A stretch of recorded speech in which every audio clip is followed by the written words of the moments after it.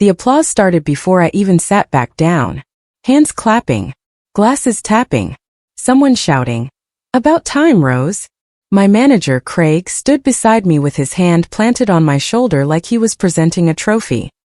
His smile was wide and rehearsed. "Everyone," he announced, "let's congratulate Rose Brooks, our brand new regional operations lead." More applause. I looked down at the letter in my hands. Neat. Official. I read the first few lines, then read them again. Promotion confirmed. Effective immediately. New responsibilities. Regional oversight, vendor coordination, facility management. Then the line that made my stomach drop. Compensation adjustment.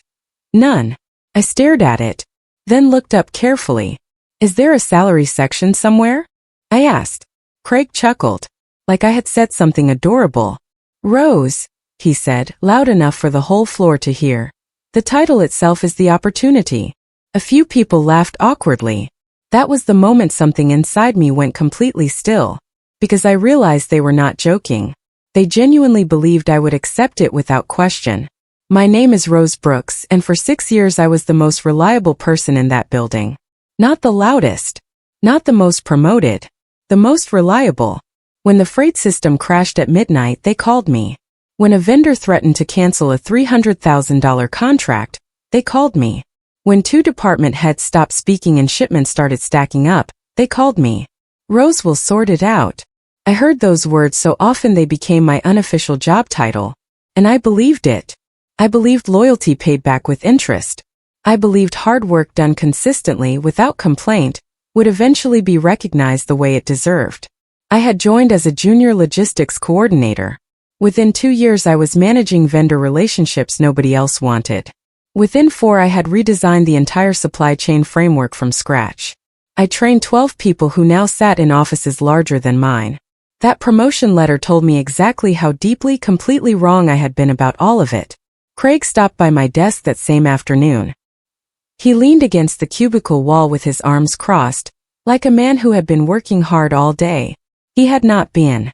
I knew because I had been watching the actual work get done, and none of it had his name on it. "You handled that really well in there," he said. "I asked a question," I replied, still typing. He grinned. "Raises aren't in the budget this quarter. But think about what this title does for your resume." My resume. So even he imagined a future where I would eventually leave. Then he added the line that sealed everything. "Besides," he said, "you're basically already doing everything this role requires anyway." He meant it as a compliment. What he had actually said was that they had been getting a manager's full workload from me at a coordinator's salary, and now wanted to make that arrangement official without paying a cent more. I smiled and said nothing, but something inside me had already begun to move. That evening I stayed long after the last person left the floor. Not to finish work. The work was already done. I stayed to think. The office lights switched off automatically at 7. I sat alone under my desk lamp, surrounded by spreadsheets and workflow maps I had been staring at for years. I scrolled through the vendor contact list. Every name had been added by me. I opened the supply chain schedule. Every column was mine. I pulled up the escalation system Craig had presented to senior management last spring, as if he had invented it personally. Every single thing on my screen had come from my brain, my time, and my late nights. A clear, quiet thought settled inside me. If I built all of this, I understood it better than anyone else in this building. And if I understood it better than anyone else here, I had a kind of power they had never bothered to notice. I sat with that thought for a long time before I drove home. The next morning I walked in smiling. Not the polite smile I kept ready for Mondays and Craig's tired jokes. This was different. Settled.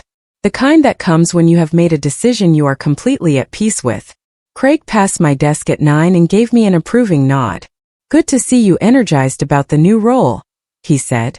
"Oh, I am," I told him. That was not a lie. I was genuinely energized, just not for the reason he assumed. Something had shifted inside me the night before, quietly and permanently.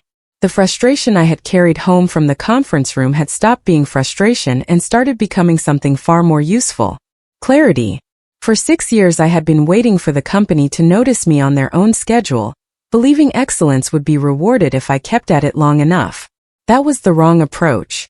The right approach was to understand exactly what I had, know what it was worth, and decide very carefully what to do with it. I had just started doing that. The promotion came with an unexpected gift.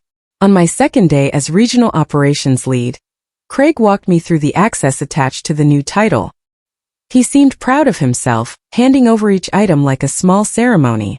Regional reporting dashboards. Full visibility across 3 warehouse locations and 5 vendor accounts. Vendor negotiation authority. The ability to approve contracts up to $50,000 without his signature. Then the key ring. He held it out with both hands. Regional leads get these, he said. It's a real responsibility. I turned the keys in my palm. 4 of them. Warehouse floor. Inventory control office. Backup server room. Cold storage facility. I looked at them the way you look at something when you suddenly understand its real meaning. These were not just keys to lock doors. They were proof, solid, physical, placed in my hand personally by the same man who had laughed when I asked about my salary, of exactly how much this company needed me. I thanked him quietly and walked back to my desk. The gift was not the access. The gift was the confirmation. I did not start looking for jobs. Not yet. The first thing I did was document everything. I created a private folder on my personal laptop and titled it Operational Dependencies. Every evening I added new entries. Not company secrets. Only honest facts about my own work. Tasks I completed daily. Problems I solved weekly. Vendors who called asking specifically for me because I was the only person who truly understood their contracts. Departments that routed requests through my desk because going anywhere else caused delays nobody could explain. I only recorded what I personally did and what broke down when I was unavailable. Within 2 weeks the folder was full. And the picture forming inside it was startling even to me. If I walked out without warning, the inventory scheduling system would fail within 24 hours. Vendor communication would collapse within 48. 2 major retailer accounts would begin receiving wrong shipments by day 3. 3 departments. Millions in weekly revenue. All quietly held together by one underpaid woman with a new title and no raise to match it. The first real test came 3 weeks after my promotion. A Tuesday morning. I had just sat down with coffee when Pete, the warehouse manager, rushed toward me, pale and speaking in pieces. The Carlson retail order. Ms. Routed. Wrong facility last night. They need delivery in 3 days. I put my coffee down. I pulled up the tracking system, cross-referenced the vendor routing schedule, found the error buried in the third-party courier code, and made 2 precise phone calls. One to the courier dispatch manager. One directly to the Carlson account coordinator. 23 minutes. Container rerouted. Delivery confirmed. Pete exhaled like a man who had held his breath the entire time. Craig walked past shortly after. He listened to Pete's explanation, nodded once, and looked at me. See? This is exactly why we put you in this role. No thank you. No acknowledgement of the crisis averted. Just confirmation that my work was expected, assumed, and free. I opened my laptop and typed another entry into my folder. 2 days after the Carlson situation, a message appeared in my LinkedIn inbox. I usually deleted recruiter messages without reading past the first sentence. But this one made me stop. It was from Paula Reeves at Hartwell Logistics, a mid-sized firm across the city. Hartwell had been trying for years to compete with my company in regional distribution. They had the budget and the client base but not the operational structure to match what I had built. Paula's message was short. Hi Rose, I've heard strong things about the systems you've designed. I'd love to connect. I read it twice. Then I leaned back and looked at the ceiling. For 6 years I had been invisible inside my own company. Taken for granted, underpaid, overlooked at every turn. And here was a competitor, a company that had been trying and failing to build what I had already built, reaching out because they had noticed me. I did not reply immediately, but I did not delete the message either. I agreed to meet Paula for coffee on a Thursday afternoon.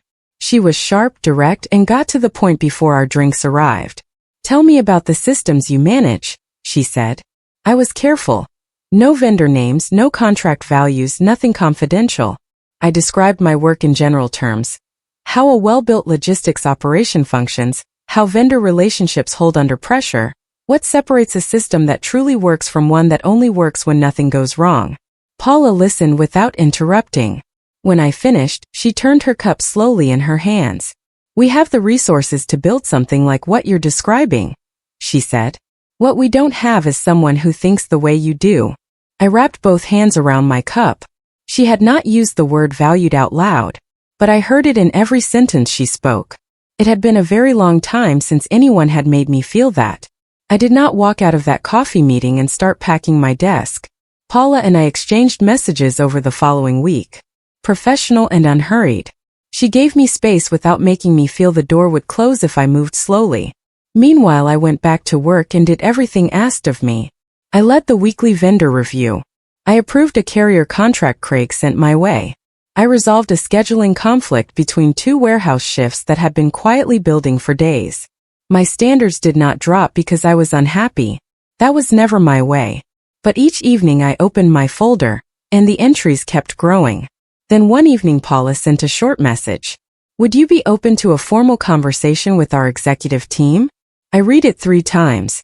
Then I opened my resume for the first time in 4 years. It took less than an hour to update because the work was already there. 6 years of it sitting quietly waiting for someone to finally ask about it properly. Hartwell's office felt different the moment I walked in. Quieter. People moving at a normal pace instead of the constant low-level scramble I had grown used to. They offered water before we started. Small gesture. After years of crisis management and no credit, I noticed every small thing. 3 executive team members sat across from me in a bright corner room.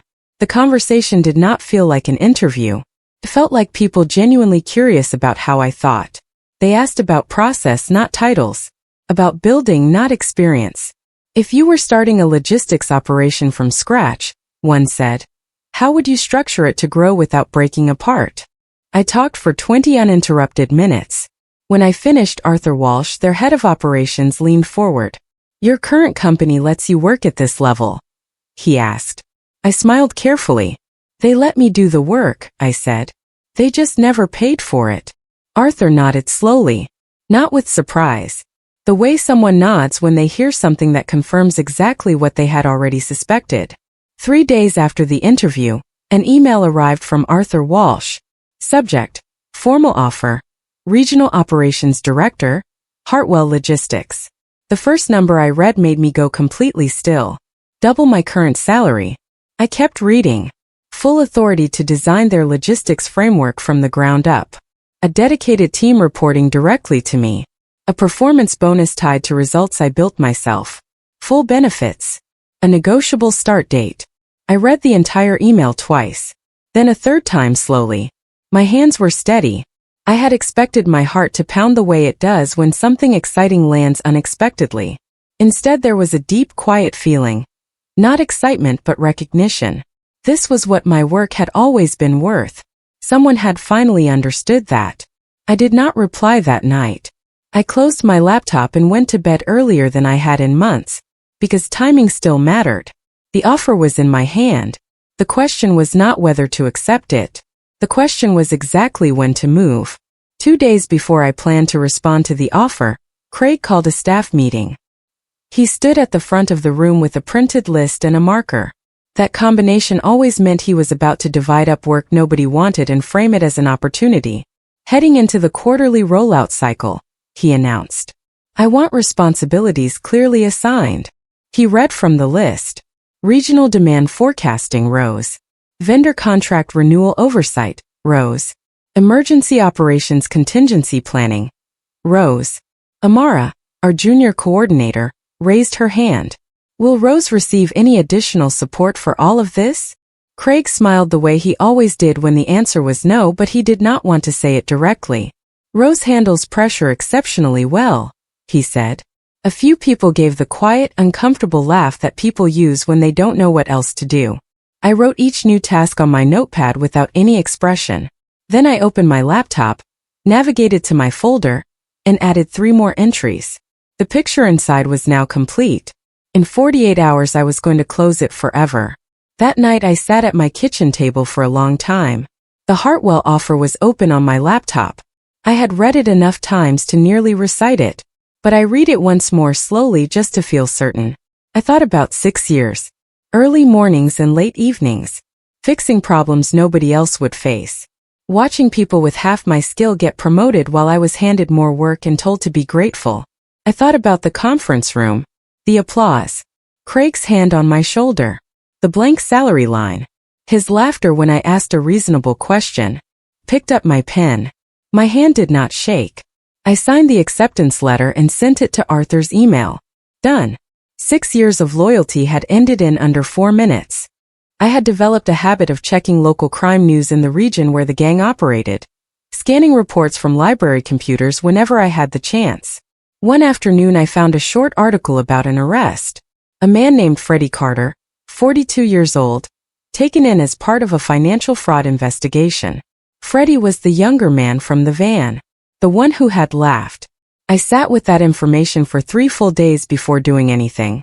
Then I wrote to the detective named in the article. I used a temporary email address I had created for exactly this kind of situation. I didn't give my real name. I told him I had detailed information about Freddie Carter and several connected crimes, and that I needed to confirm he was willing to listen carefully before I shared anything further. Detective Harlow replied within 6 hours. He was more than willing to listen. Over the following weeks, what I shared with him shifted the entire direction of his investigation. Because what I gave him was not only about Freddie Carter and the gang, it was about Lydia Arden, and every document she had paid them to falsify. I found out about the wedding on a Tuesday morning. I had been living in a small flat for 3 months, the longest I had stayed anywhere since the lake. I was doing basic bookkeeping for a local shop, which used skills much closer to the ones I'd had before. I had begun to feel very carefully like a real person again. Then I searched Lydia's name. I did it every few weeks just to keep track of things. The engagement announcement appeared on a society page. Oliver Wells, son of a property developer, was marrying Lydia Arden, described as a successful businesswoman and the founder of a marketing consultancy. My consultancy, my company built from nothing. Her name had been woven into its history so completely that there was no public trace of me left in it. The article also mentioned her personal story. How she had tragically lost her sister 3 years earlier. How she had channeled her grief into building the business as a tribute to Celeste's memory. She was using my death to make people admire her. The wedding was 6 months away. I read the date carefully. I read the venue. I noted the names of the families involved. Then I closed the laptop, sat quietly for a moment and started planning. 6 months was not much time, but it was enough. I had already been building a case file for over a year by the time I saw the wedding announcement. Bank transfer records. Email threads recovered through Detective Harlow's investigation. Written statements from 2 gang members who had agreed to cooperate with police in exchange for reduced sentences. Freddie Carter had provided a detailed account of how the lake incident was arranged. He described the payment structure, the forged death certificate, and the exact method used to transfer my company into Lydia's name. He named her clearly and specifically as the person who had hired them, directed the plan, and confirmed the payment. Detective Harlow told me the formal charges against Lydia were nearly ready, but the timing had to be managed carefully. If she received any warning, she might disappear. They needed to move without alerting her. I understood careful. I had been living carefully for 3 years straight. We agreed the wedding would be the right setting. A public location. Hundreds of witnesses. Her fiancé's influential family present. No quiet exit available to her. No way to privately manage the story afterward. My role was simple. I had to walk through those doors. The detective and the evidence would handle everything else. The hardest part of those 6 months was staying away from my parents. My father's health had declined after my supposed death. My mother had returned to work at 62 because sitting at home with her grief had become unbearable. I knew these things because I had been watching from a careful distance, following their lives the way you follow news, close enough to know what was happening, too far to do anything about it. I wrote letters I never sent, long ones at first, then shorter, then small notes that said things like I'm alive and I'm sorry I can't tell you yet, and I love you and I promise I'm coming back. I kept them in a box under the bed. I could not contact them before the wedding because I couldn't risk Lydia finding out. If my parents knew I was alive, their reaction would be impossible to hide. Lydia would be gone before the arrest warrant could be carried out. The entire plan would fall apart. so I stayed silent. But every single night I thought about my mother's voice and my father's quiet laugh, and the way our old house used to smell like coffee on slow weekend mornings. I held on to those things like something precious. They were the reason I kept going.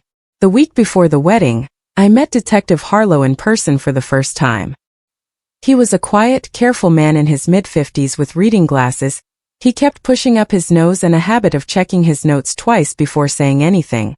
I liked him immediately. He reminded me of my old company accountant, someone who paid close attention to details and never made promises he could not actually keep. He told me that Lydia's arrest warrant had been formally approved. Officers would be positioned outside the church on the day. The plan was to allow me to enter first and let the truth have its moment, and then for Harlow and his colleagues to come through the doors with the official paperwork.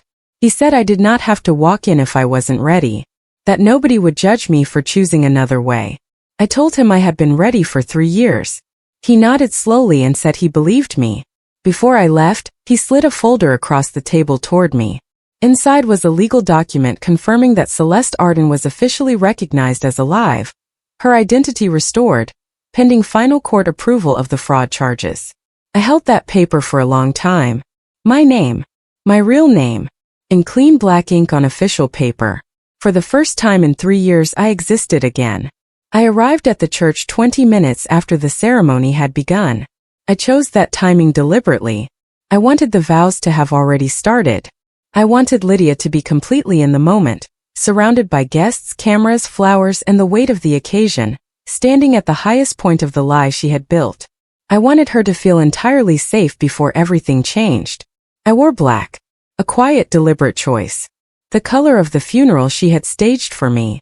I stood outside the church doors for exactly 1 minute. I thought about my mother. I thought about the empty coffin. I thought about 2 years of sleeping in borrowed rooms under a name that wasn't mine. I thought about the video of Lydia standing at a podium performing grief for a crowd, while I was alive, and alone watching it happen on a cracked laptop screen. Then I pushed the doors open. The sound filled the church at once. Every head turned. I walked steadily. I did not rush. I did not hesitate. When I reached the halfway point of the aisle, I looked directly at Lydia. I said 2 words clearly and calmly. Tell them. Her bouquet hit the floor. And the silence that followed was the loudest thing I had ever heard. Lydia did not speak. Her lips moved but nothing came out. The color had drained from her face so completely that she looked gray under the warm glow of the church candles. That same afternoon Gordon spoke with Pete, then with Amara. He asked the same question each time. Who designed the original system? Who maintained it daily? And why did that person leave? The answers were not complicated. The company was simply discovering them far too late. I put my phone down and returned to the report on my desk. The news reached me on a Friday morning in early spring. It came from Pete, which told me everything. Pete was not someone who passed along office gossip. When he reached out, it mattered. His message was short. Craig was removed from his position yesterday. Thought you should hear it from someone who respects you. I sat quietly with that for a moment. The internal audit had uncovered more than the rollout failure. It revealed a pattern stretching back years. One employee consistently carrying a workload that should have been spread across an entire management layer, with no compensation to reflect it. It also showed how Craig had been presenting that employee's work to senior leadership as evidence of his own performance. The board recommended a full restructure and a formal review of compensation practices across operations. Craig did not leave with a dramatic announcement. He simply stopped appearing at his desk one day, and someone else's name appeared on the office door. It ended quietly for him, the same way I had left, except I had chosen my exit. His had been chosen for him. One evening in late spring I drove past my old office building. I had not planned to. Roadwork pushed me onto a longer route and suddenly there it was, glass front catching the orange light of the setting sun. I slowed slightly without meaning to. I thought about the late nights, the exhausted drives home with my mind still running through tomorrow's problems. Walking through that door every morning already bracing for the first emergency. I thought about the conference room, the applause, Craig's hand on my shoulder, the blank salary line, his laughter when I asked a reasonable question. I also thought about the version of myself who had believed that being excellent would eventually be enough. The version that confused loyalty with security.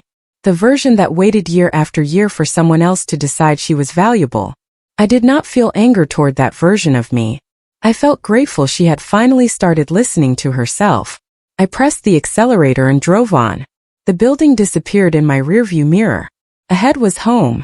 A salary that reflected my worth. People who respected how I thought. No applause required. People often ask what revenge looks like. They imagine a dramatic confrontation. A speech in front of witnesses. Someone losing something important while an audience watches and understands exactly why. That was never how it worked for me. My revenge made no sound. It looked like coffee with a recruiter on a Thursday afternoon. A private folder on a personal laptop growing fuller each evening. For keys placed on a desk without a raised voice or a bitter word. The most powerful thing I ever did was simply stop trying to prove myself to people who had already decided not to see me. My old company did not fall apart because I fought them. They fell apart because they built their entire operation around someone they refused to pay fairly, and were genuinely shocked when she walked away. I did not destroy a single thing on my way out. I simply took myself with me, and it turned out that was more than enough. The most devastating response to people who underestimate you is not to argue with them. It is to leave, and build something far better somewhere else.